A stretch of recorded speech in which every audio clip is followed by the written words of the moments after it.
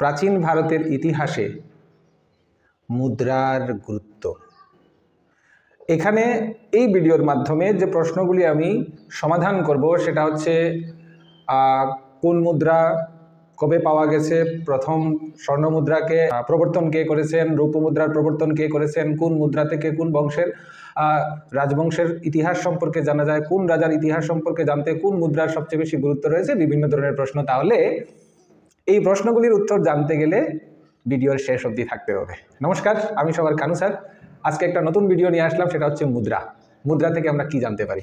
খ্রিস্টপূর্ব ৫ম থেকে ৬ষ্ঠ শতকে ভারতবর্ষের মুদ্রা ব্যবহারের পুরাকাল রূপে পরিগণিত হয়, যা মূলত পাঞ্চ মার্ক বা ছাপযুক্ত কয়েন হিসাবে সেটা প্রাথমিকভাবে প্রচলিত হয়েছিল। তাহলে প্রাচীন ভারতের মুদ্রা, আমরা সুপ্রাচীন মুদ্রা হচ্ছে পাঞ্চ মার্ক মুদ্রা।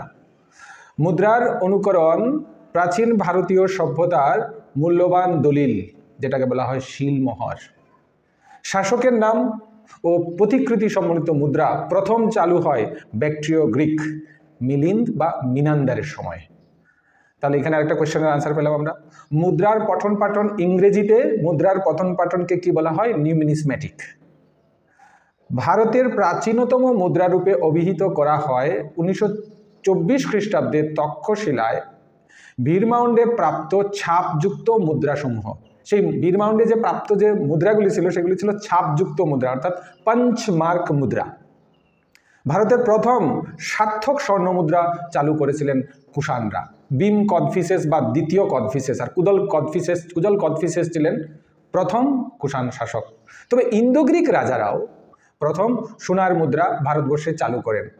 ভারতের প্রথম সীসার মুদ্রা চালু করেন মৌর্য রাজারা। তবে মৌর্য রাজবংশে স্বর্ণ মুদ্রা এবং রূপার মুদ্রাও ছিল। মুদ্রা থেকে আমরা কি কি জানতে পারি? মুদ্রা থেকে আমরা জানতে পারি রাজার নাম, রাজত্বকাল, বংশ পরিচয়, প্রচলিত ভাষা, ধর্ম, সন, তারিখ, দেবদেবীর মূর্তি, ধাতুর ব্যবহার, অর্থনৈতিক পরিচয়, বৈদেশিক সম্পর্ক, ব্যবসা বাণিজ্য, তারপর ওই সময় সংস্কৃতির কি অবস্থা ছিল, এই সার্বিক বিষয় এবং একজন শাসকের তার রাজ্য সীমানা সম্পর্কেও আমরা জানতে পারি এই মুদ্রা থেকে। আর মুদ্রার যে প্রতিকৃতি, সেই মুদ্রার প্রতিকৃতিগুলি কতটুকু সেই শাসক সম্পর্কে আমাদের ধারণা দিয়ে থাকে। যেমন আমরা এক্সাম্পল হিসাবে বলতে পারি সমুদ্রগুপ্তের বিনা বাঁধনরত ছবি। স্বাভাবিকভাবে আমরা মোবাইলে যখন প্রোফাইল পিকচারে যখন ভগবান গণেশের যখন ফটো লাগিয়ে রাখি, কেউ আজকে শিবরাত্রি তো শিবের ফটো লাগিয়ে রাখি, মার ফটো, বাবার ফটো লাগিয়ে রাখি, দ্যাট মিনস কি আমরা ইম্পর্টেন্স দিই। তো সমুদ্রগুপ্ত বিনা বাঁধনরত ছবি থেকে আমরা কি জানতে পারি? মানে মুদ্রাতে যে প্রতিকৃতি ছিল, সিম্বল ছিল, সঙ্গীত বিষয়ে তার পারদর্শিতার প্রমাণ পাওয়া যায়। আবার সমুদ্রগুপ্তর আরেকটা মুদ্রার মধ্যে ঘোড়ার ছবি পাওয়া গেছে। তার ঘোড়ার ছবি থেকে আমরা কি জানতে পারি? তিনি অশ্বমেধ যজ্ঞের পরে ঘোড়ার ছবি দিয়ে মুদ্রা প্রচার করেছিলেন। গুপ্ত রাজা প্রথম চন্দ্রগুপ্ত লক্ষ্মী দেবীর প্রতিকৃতি, ওই দেবীর অনুরাগী ছিলেন, মানে ওইগুলি থেকে আমরা জানতে পারি। কুষাণ রাজা শিব ও বৃষের যে ছবি সম্বলিত, প্রতিকৃতি সম্বলিত যে মুদ্রা প্রচার করেছিলেন, এতে আমরা ধারণা করতে পারি যে কুষাণরা ছিলেন শৈব ধর্মাবলম্বী। সাতবাহন রাজাগণ 2 মাস্তুলযুক্ত জাহাজের ছবি, সামুদ্রিক বাণিজ্যে আগ্রহী ছিলেন তারা। গুপ্ত সম্রাটগণ গরুড়ধ্বজ চিত্র মানে কি? বৈষ্ণব ধর্মের অনুসারী ছিলেন। মগধ সাম্রাজ্য মানুষ, পশু, পাখি, তাহলে এগুলো নর্মাল ব্যাপার, মানুষ, পশু, পাখি থেকে আমরা আর বিশেষ কিছু যে জানতে পারি। মৌর্য সাম্রাজ্যের সূর্যের চিহ্ন ছিল, তাহলে মৌর্য সার্বভৌমত্ব বোঝাতো, সেই চিহ্ন থেকে আমরা বুঝতাম। মৌর্য সাম্রাজ্য আবার আধখানা চাঁদের মূর্তি ছিল, তাহলে সেই চাঁদের মূর্তি থেকে আমরা কি জানতে পারি? যে মৌর্য বংশের প্রতীক, আর এটা ছিল মৌর্য বংশের কোশাম্বীতে এই মৌর্য বংশের প্রতীক দেওয়া হয়েছিল। তো এইভাবে আমরা বিভিন্ন পরীক্ষাতে কোয়েশ্চেন এসে থাকে যে মুদ্রাগুলি থেকে, কোন মুদ্রাগুলি থেকে কার সম্পর্কে কি কি জানা যায়। এই তো গেল মুদ্রার প্রতিকৃতি সম্পর্কে।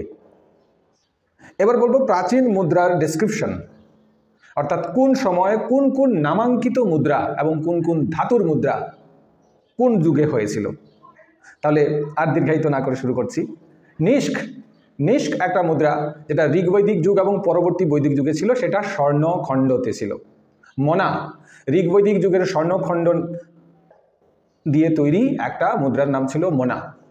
কৃষ্ণল পরবর্তী বৈদিক যুগের স্বর্ণ মুদ্রা ছিল কৃষ্ণল। সুবর্ণ মৌর্য যুগ ও গুপ্ত যুগের স্বর্ণ মুদ্রা ছিল সুবর্ণ। মৌর্য যুগের আরেকটা গুরুত্বপূর্ণ মুদ্রা ছিল কাশ্যপন, সেটা তাম্র, রৌপ্য এবং স্বর্ণ তিনটা দিয়েই বানানো হতো। দারিক বা দ্রাকমা মৌর্য যুগের রৌপ্য মুদ্রা। পটিন সাতবাহনের সীসার মুদ্রা। কেশু চোল বংশের স্বর্ণ মুদ্রা। নারায়ণী পাল রাজাদের রৌপ্য মুদ্রা। পুরাণ সেন যুগের রৌপ্য মুদ্রা। কপর্দক পুরাণ সেন যুগের মুদ্রা, তবে এটার কোন ধাতু দিয়ে সেটা জানা যায়নি। দ্রম্র পাল ও সেন যুগের রৌপ্য মুদ্রা। ধরন পাল রাজাদের রৌপ্য মুদ্রা। কারকিক কাকনিক মৌর্য যুগের তাম্র মুদ্রা। রূপক গুপ্ত যুগের অর্থাৎ দ্বিতীয় চন্দ্রগুপ্ত রূপা দিয়ে রূপক নামক এক ধরনের মুদ্রা প্রচার করেছিলেন।